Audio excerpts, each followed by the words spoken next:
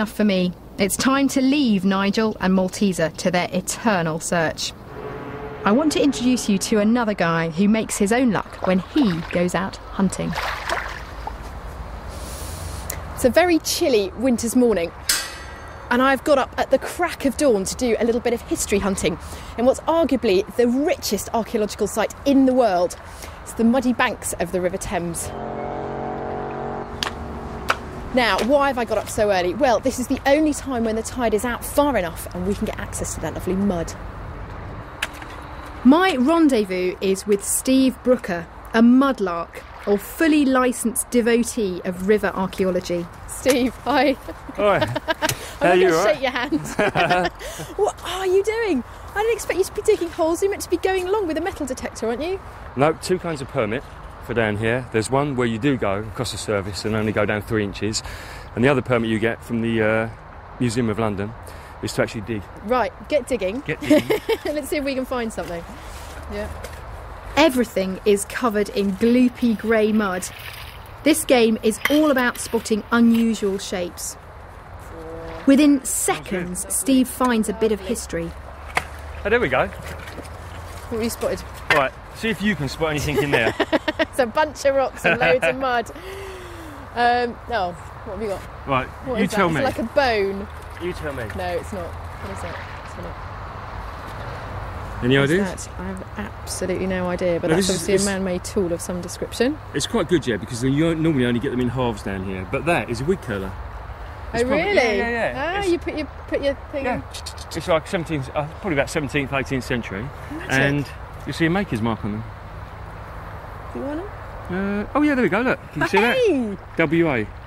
Oh, nice one. So you can imagine some dandy with his Yep. servant wrapping up his wig for the night. Lovely. Oh, that's Yeah. a nice find. Yeah. I mean, And but that, beautifully yeah. intact as well. Great. But then And that's again- just by eye. Yeah. A metal detector check, and bingo! Second find of the day. There's something down there, isn't there? What is that? Knife. Old knife. It's a bone-handled knife. Isn't Yeah. it? Lovely. Well, you can actually see where Yeah, the yeah. actual Yeah, bone. look at that. Guy done everything with this knife. Yeah. From eating to protecting himself to working. Yeah. You can actually date knives because they have a maker's mark on it. Which makes this knife around 400 years old. And your knowledge of the local history of this area is probably pretty phenomenal. Just through what you found. Well, yeah, it is. Oh, yeah, it has to be because at school, yeah, I had no interest in history whatsoever. No, none at all. And from doing this, yeah, you pick things up. You have to research, find out where the medieval docks are, find out where the older walls are. That's what I go for, Great. and hopefully have something out of the hole. Something down there. Oh, I love it when it beeps. It's great. Got anything? Oh no! Why is that? It's gold. It's gold. No, it's not gold. It's not. That's what everyone says. It's gold when it looks comes gold. out. You're right. The things come out so clean. Do you know what that is? Something to do with a dagger or a sword Yeah, or something. it's a dagger shape. If you can imagine, you've got the sheath that would come off of there. Every Yeah. time the guy put his sword in, he didn't go That's through the bottom of his the sheath. protective Yeah, bit it at is, the yeah. bottom, isn't it? Yeah. And that's what that is. And that's probably Is that about. pretty rare to find one of those here? Yeah, yes and no. I've had quite a few. Have you? Yeah, So I but would say that was a real find. yeah, it is nice, and it's probably about, I don't know, maybe that could be quite early. That could be 15th. Really? Yeah, 15th, 16th. Wow, that's fantastic. Yeah. Really beautiful. I suppose for most people looking on at what you do, Yeah. they wouldn't be that excited about the little personal items you see. They would want a big pot of gold and loads of coins, and that would be exciting. Something that's really valuable and it's gold or silver. That's not what I do it for. It is the personal items. It's the history of behind that item. I hold an item, and I can actually research that item and find out what that item actually did for somebody, and that's what really does it for me. I can tell who the guy was, who issued it, why he issued it, what he actually worked at, who he was married to, and just on a small, tiny little token, it gives you all that information. It's not the pot of gold. But it is to you, it is a pot of That's gold. that's my gold bar. That small token. With our bag full of booty, we headed for the Museum of London to report the finds as a condition of the licence to hunt the river. The display of everyday objects lost in the Thames over the past 2,000 years is absolutely staggering. and proves how important it is to record and validate even the tiniest items to the Portable Antiquities Scheme. Sometimes you get bits of leather still stuck inside, don't you? Yeah. That looks like it's all rotted away, but that's really great. It's probably late 15th, early 16th century date. At the Museum of London, we've had a real history of a very long history of relationship with the mudlarks. So it goes back to the 1970s. We've been identifying objects for them, and so we know our regulars very well. They're great. Bone handled knife.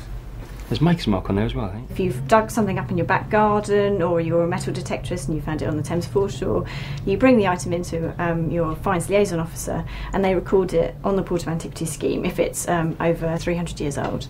So it's really important. We're mapping so many new finds that people are bringing in, and what they get back is information about the finds. And in most instances, they get to keep their finds. While Steve talked history, I met the curator of the museum, a keen supporter of amateur archaeologists. How important are people like Steve for providing the museum with artefacts?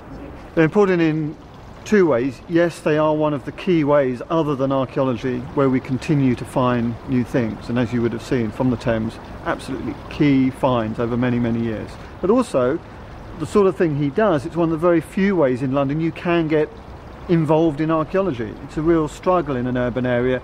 So much archaeology is now on building sites, so we are really keen. We're all about, the reason of being a museum, doing archaeology, is to involve Londoners.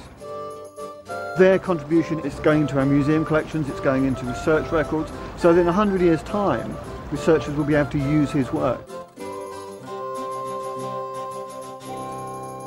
Now, why do you do it? What do you get out of it? When you come down here on a really cold morning and, you're feeling a bit, I don't know. They've been out the night before. Yeah. What's going through your mind? Right, this is the equivalent of when I was a kid. There was a sweet shop at the end of my road, and what you could do, was you could go in there with your money, and of course you could buy sweets, or there was a tub and it had sawdust in it, and you could put your hand in that tub, and you got a prize. This is it. This is big time. This is It's a big sweet shop. This is a big barrel.